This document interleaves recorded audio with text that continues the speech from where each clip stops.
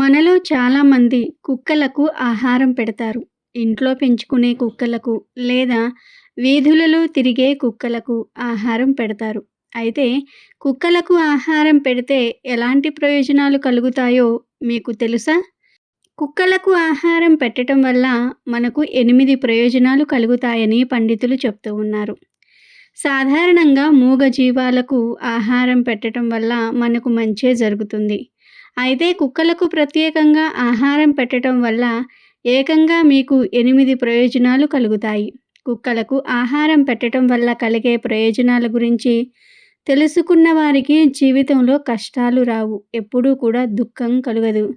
మరి కుక్కకు ఆహారం పెట్టటం వల్ల ఏ ప్రయోజనాలు కలుగుతాయో ఈ వీడియోలో వివరంగా తెలుసుకుందాం.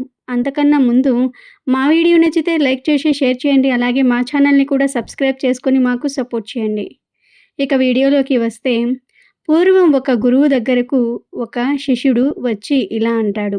గురుదేవా, నా మనసులో ఒక సందేహం ఉంది. గురుదేవా, అన్ని దానాల కన్నా అన్నదానం గొప్పది అని అంటారు కదా.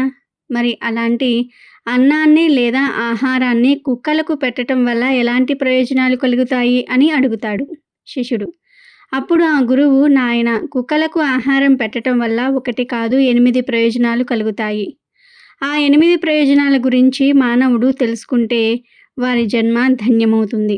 జీవితంలో ఎక్కువ సుఖాలను అనుభవిస్తారు. దీనికి సంబంధించిన ఒక చిన్న కథను చెప్తాను, శ్రద్ధగా విను నాయనా అని గురువు కథను ఇలా ప్రారంభించాడు.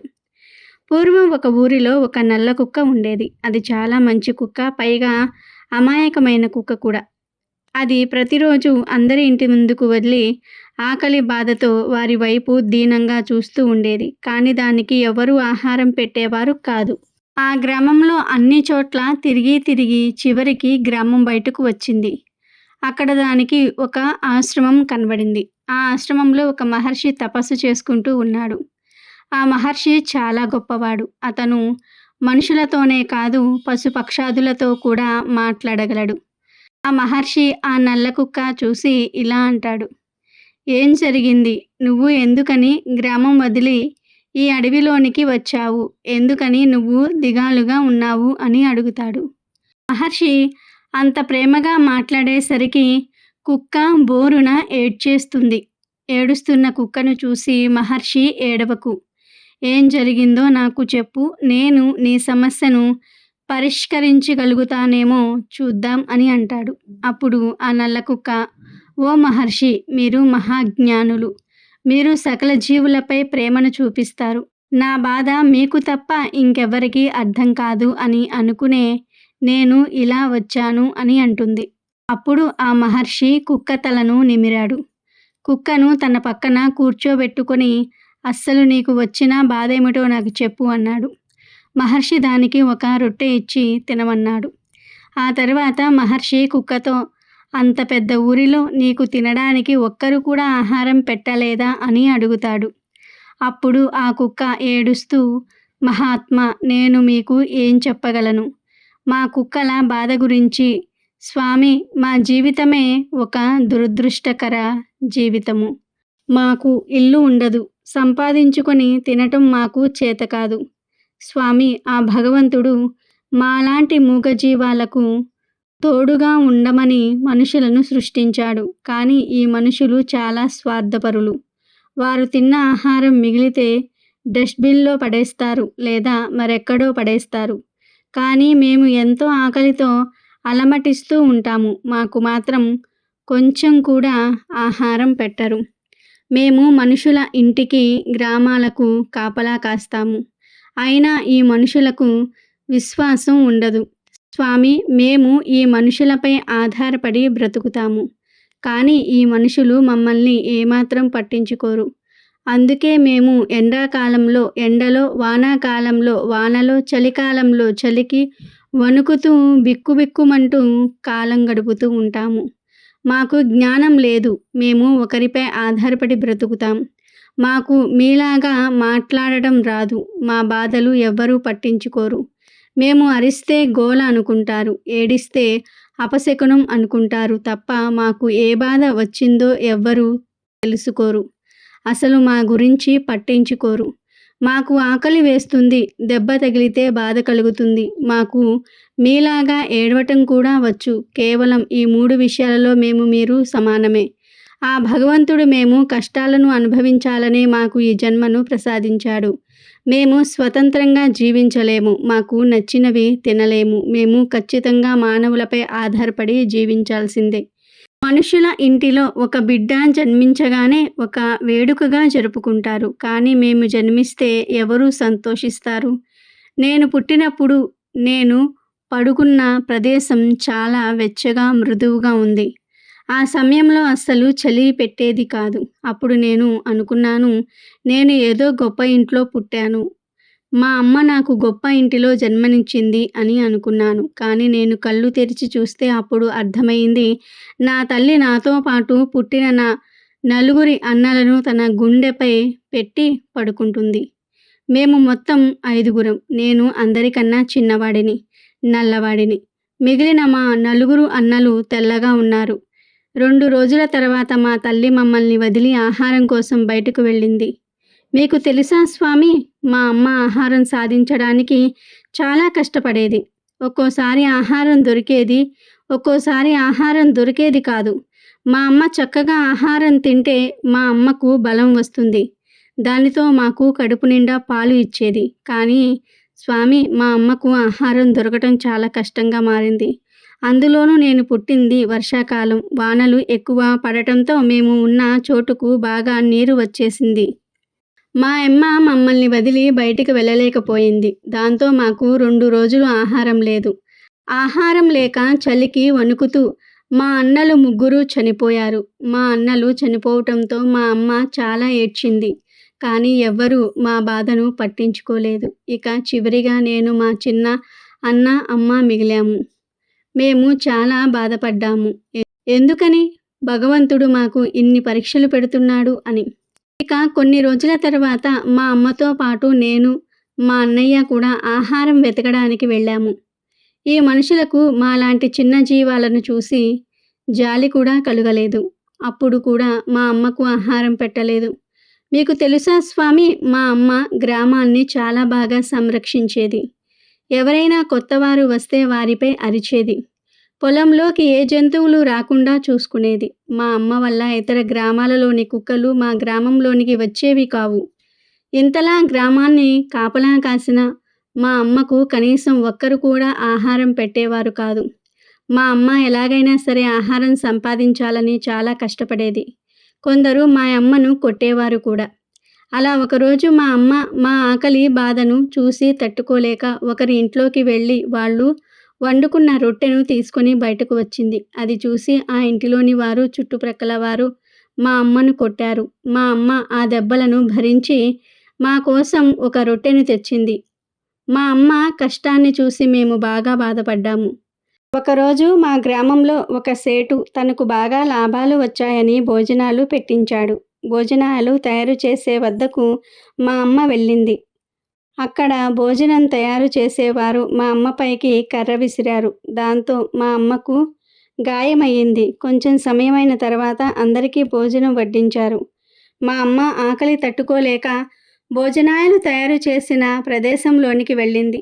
ఇంతలో అక్కడికి వంటవారు వచ్చారు. మా అమ్మను చుట్టుముట్టి కొట్టబోయారు. మా అమ్మకు వేరే మార్గం లేక పక్కన భోజనం చేసేవారిపై నుండి దూకింది. దాంతో అందరూ తినే ప్రదేశం నుంచి లేచి, కుక్క తిన్న ఆహారం మేము తినము, కుక్క మాపై నుండి దూకింది, మేము ఈ ఆహారం తినము అని అన్నారు.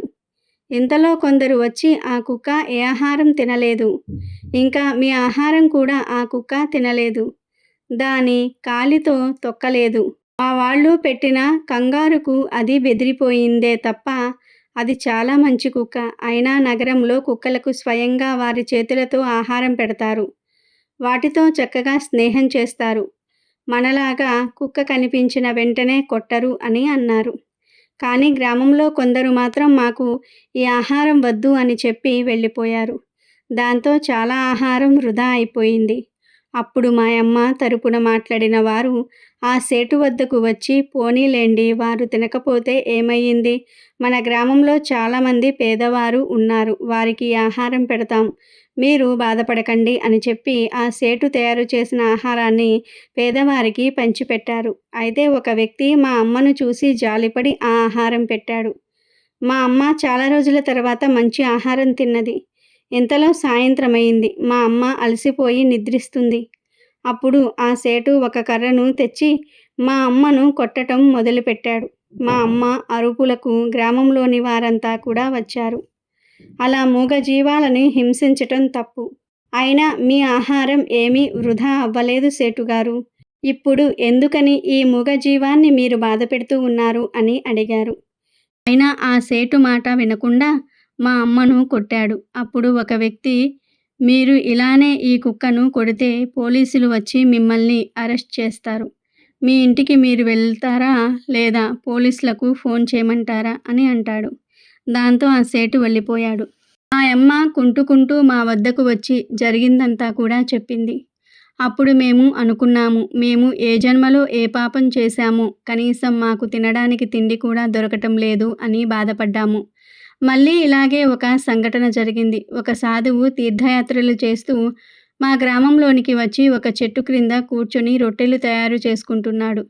ఆ రొట్టెల వాసనకు మా అమ్మ అక్కడికి వెళ్ళింది. అయితే మా అమ్మ అక్కడికి వెళ్ళి సమయానికి ఆ సాధువు అక్కడ లేడు. చుట్టూ చూసింది మా అమ్మ.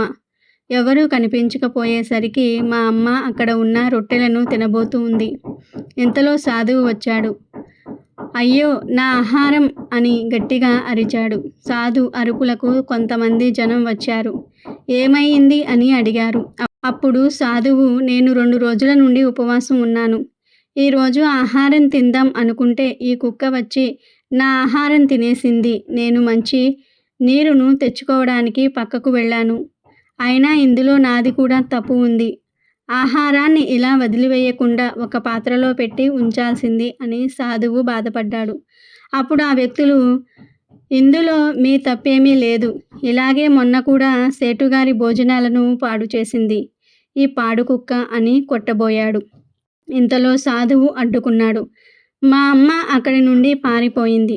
మహర్షి, చూశారా మాకు ఎంత అన్యాయం జరుగుతుందో.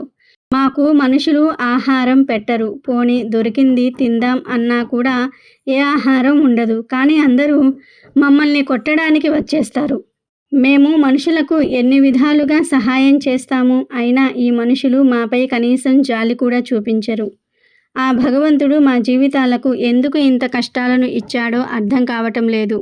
మా దారిన మేము వెళ్ళినా మమ్మల్ని కొడతారు. ఏంటి మా బ్రతుకులు స్వామి అని బాధతో అడుగుతుంది. అప్పుడు ఆ మహర్షి ఇలా అంటాడు, చూడు, ఇప్పుడు మీరు ఎంత బాధపడుతున్నారో, ఏ మనుషుల వల్ల అయితే మీకు ఇబ్బంది కలుగుతుందో వారికి తర్వాత జన్మలో నీ గతే పట్టవచ్చు.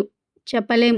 ఆ భగవంతుడు ఎవరి తలరాతలో ఏమి రాశాడు. మీరు మాత్రం న్యాయంగా ఒకరిని హింసించకుండా మీ కర్తవ్యాన్ని మీరు పూర్తి చేయండి. మిగతాదంతా కూడా ఆ భగవంతుడు చూసుకుంటాడు అని ఆ కుక్కకు సర్ది చెప్పి గ్రామంలోనికి వెళ్ళమంటాడు. కథ పూర్తి చేసిన గురువు శిష్యుడితో, నాయనా, ఈ కథంతా శ్రద్ధగా విన్నావుగా. కుక్కలు మనకు ఎలా సహాయకారులుగా ఉంటాయన్నది. అయితే ఇప్పుడు కుక్కకు ఆహారం పెట్టడం వల్ల కలిగే 8 ప్రయోజనాల గురించి కూడా చెప్పుకుందాము. ఇది కూడా శ్రద్ధగా విను. అందులో మొదటిది, కుక్కకు ఆహారం పెట్టడం వల్ల మనపై ఉన్న శని ప్రభావం తగ్గుతుంది. ఎందుకంటే శని ప్రభావం మనపై ఉంటే మనకు కష్టాలు తప్పవు. కుక్కకు ఆహారం పెట్టడం వల్ల శని యొక్క చెడు ప్రభావం ఎంతో కొంత తగ్గుతుంది. ఇక రెండవది, కుక్కకు ఆహారం పెట్టడం వల్ల ఇంటిలో ఎప్పటి నుండో జరగకుండా ఆగిపోయిన శుభకార్యాలు జరుగుతాయి. వివాహం కాని వారికి వివాహం జరుగుతుంది. సంతానం కోసం ఎదురు చూసేవారికి సంతానం కలగవచ్చు. ఇక మూడవది, కుక్కలకు ఆహారం పెట్టడం వల్ల లక్ష్మీదేవి అనుగ్రహం మీపై, మీ కుటుంబంపై ఎల్లప్పుడూ ఉంటుంది. ఇక నాలుగవది, అప్పుల బాధలు ఉన్నవారు, అప్పులలో చిక్కుకుపోయిన వారు రోజు కుక్కలకు ఆహారం పెడితే చాలా త్వరగా అప్పులు తీరిపోతాయి. ఆర్థికంగా కూడా స్థిరపడతారు. ఇక ఐదవది, కుక్కలకు ఉదయం సాయంత్రం ఆహారం పెట్టడం వల్ల వ్యాపారంలో లాభాలు కలుగుతాయి. వ్యాపార అభివృద్ధి బాటలో నడుస్తుంది. ఇక 6వది, కుక్కలకు ఆహారం పెట్టటం వల్ల ఆయుష్ పెరుగుతుంది. ఆరోగ్య సమస్యలు ఎక్కువగా రావు. ఇక 7వది, కుక్కలకు ఆహారం పెట్టటం వల్ల చెయ్యాలనుకుంటున్న పనులు విజయవంతంగా పూర్తి అవుతాయి. మన మనసులో ఎప్పుడూ మంచి ఆలోచనలే వస్తాయి. ఇక చివరిది, మూగజీవాలకు ఆహారం పెట్టటం వల్ల భగవంతుని దృష్టి మనపై పడుతుంది. ఎందుకంటే భగవంతుడికి సమస్త ప్రాణులపై దయ ఉంటుంది కాబట్టి మూగజీవాలకు ఆహారం పెట్టిన వారిని ఆ భగవంతుడు ఎప్పుడూ కూడా రక్షిస్తూ ఉంటాడు. వారికి ఎటువంటి కష్టాలు రాకుండా చూసుకుంటాడు. అంతేకాదు మూగజీవాలకు ఆహారం పెట్టటం వల్ల మనం తెలిసి తెలియక చేసిన కొన్ని పాపాలకు ప్రాయశ్చిత్తం కలుగుతుంది.